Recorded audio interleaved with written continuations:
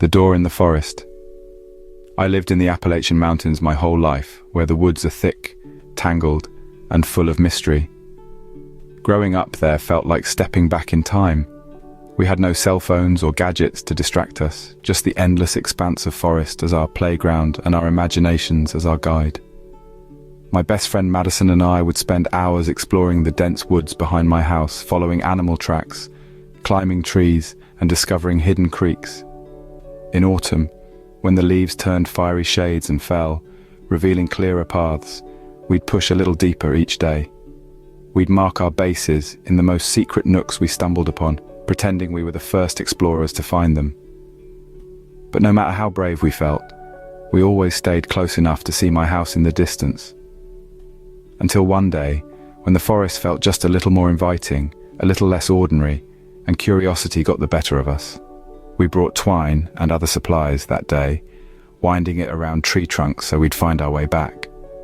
We kept walking, deeper than we'd ever gone before, until we reached a strange old tree that split in two, like a giant slingshot rising from the ground.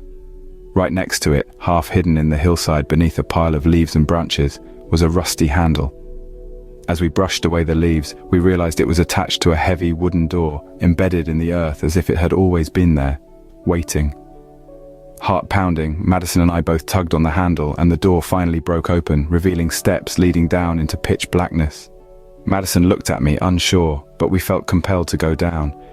Maybe it was the mystery or the thrill of finding something forgotten, but we didn't hesitate.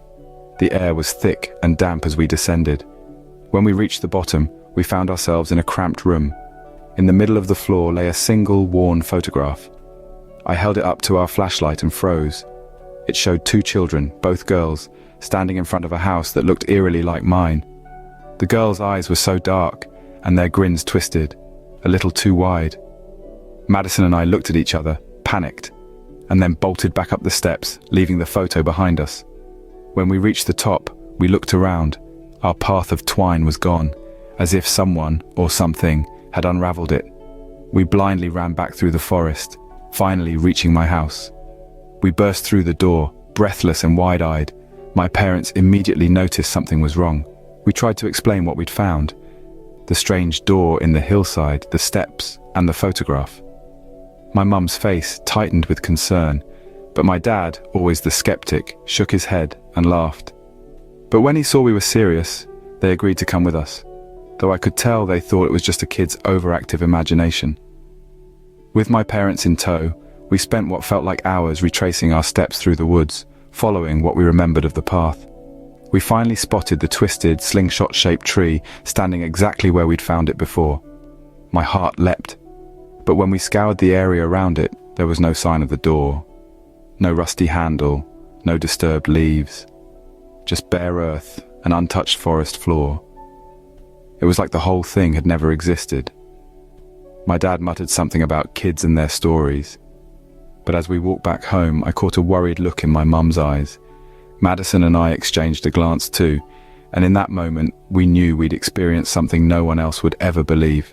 Even now, 15 years later, Madison and I can't shake the memory of that day.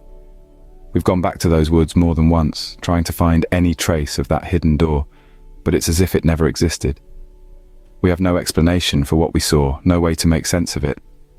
Every time I visit home and glance up at the woods, a chill creeps up my spine, and I almost expect to see the door waiting there, half buried and forgotten, just as we left it. And no matter how hard I try, I can still see that eerie photo in my mind. The eyes, the strange grin, like it's burned into my memory.